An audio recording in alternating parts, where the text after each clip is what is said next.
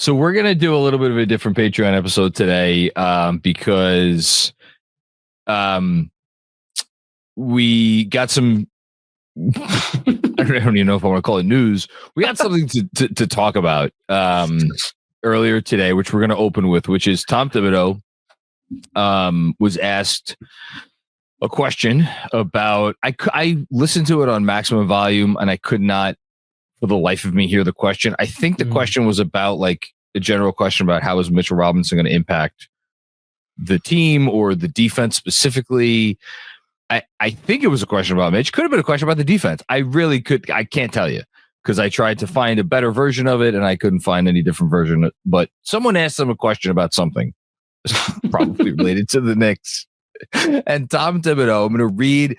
So there's two versions of not two versions of what happened, but there is the quote that made the rounds, which had, Tim Bontemps quote tweeting it and a bunch of other people quote tweeting it, which the beginning of that quote on the tweet, I'm scrolling furiously to find it.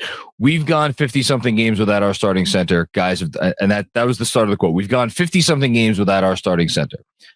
And then there is the full quote, which I am now going to read, and we're going to talk about what we think he really means here, because the full quote is, I think you have to look at it and say, okay, Mitch was projected to be the starting center on the team, so we've gone 50-something games without our starting center. Guys have done a really good job stepping in. Could we be better? I always believe it could be better. Mitch, and this also wasn't in there, Mitch is an elite pick and roll defender, an elite rim protector. He's an elite offensive rebounder. Those are things that are critical.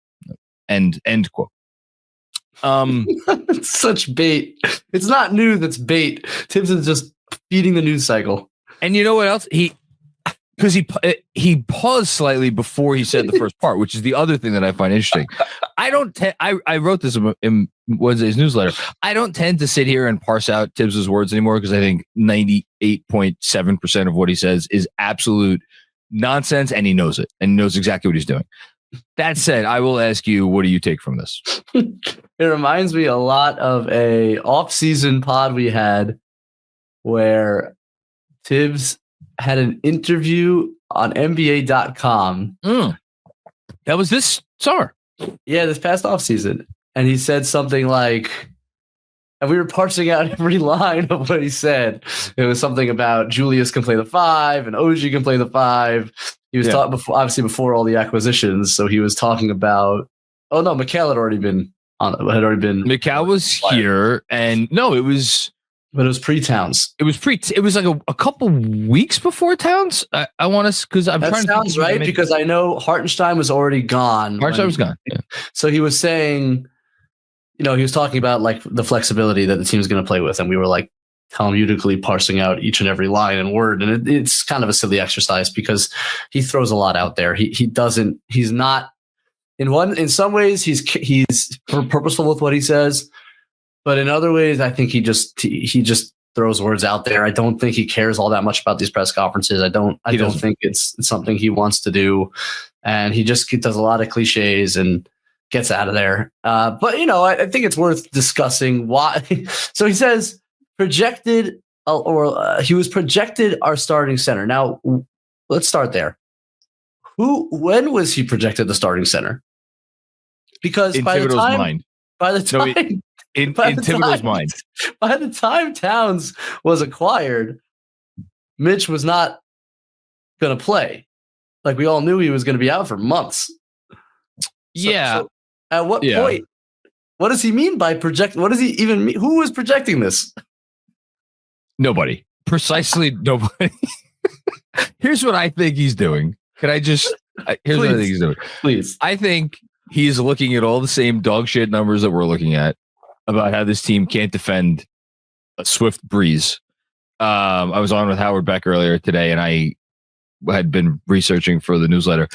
I may stump you. Do you know what Cleaning the Glass has them as in terms of half-court defense? Half-court defense, 20 on the year? On the year. Because I know since like January 1st or something like 28th or 29th. Well, on the year, it's not that far. It's 27th. Yeah. You want to guess the 3 teams that are worse than them in half-court defense? Definitely Washington. That's one. West.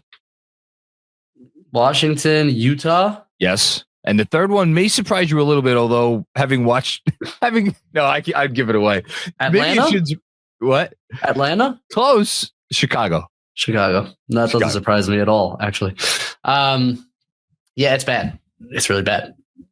So he knows this, and this is going to get into the next topic. We're going to talk about the question that we open with, but he knows what the defense is, and I think he is to the extent that he does not care about these press conferences or what people say about him or think about him, because I genuinely believe he doesn't give a damn about any of that. I do think he wants to, not come off like an idiot in these things, and wants to sound like, okay, we maybe not him, but like we have a handle on what's going on. We know what the deal is, and we kind of and him saying Mitchell Robinson was projected to be our starting center is his way of saying, if we had the defense that we could have theoretically put out there with this guy as our starting five, we would not be a bad defense. So now, and we haven't had him at all for 50-something games. I am not taking this that Mitchell Robinson, maybe not even on day 1 or day 2, is going to be their starting center again. I personally, if you're asking me today, as we're almost on February 26th, I do not think Mitchell Robinson is going to start games for the Knicks. I'm putting that out there right now. Yeah, I definitely think it's unlikely at the beginning, because they're going to kind of ease him in, I would imagine, based on his history and how long he's been out and how large he is. I just think I can't imagine they're going to throw him into a starting lineup and play him 25 minutes on day 1. I just don't think so, but maybe I'm wrong. I think I would agree with you. I don't think he means he's going to start. I think a less generous read of it is essentially an excuse, because to your point, he does know that the defense stinks. It is an excuse, and it's actually gotten worse. And to say, well, look, we don't have the anchor that we thought we'd have or could have had. And that's it. It's and Karl-Anthony Towns stinks at playing center defensively, and he's saying that basically in this press conference. What do you make of that part of it? That's a hard one to figure out, John. Like, because he is saying indirectly, the center we have going out there stinks. When they made this deal, our assumption was Tibbs signed off. Yeah, and that's been reported. Like Fred has said on the pod, I think. Yeah. When Tibbs the question is, when Tibbs signs off, what is he signing off on?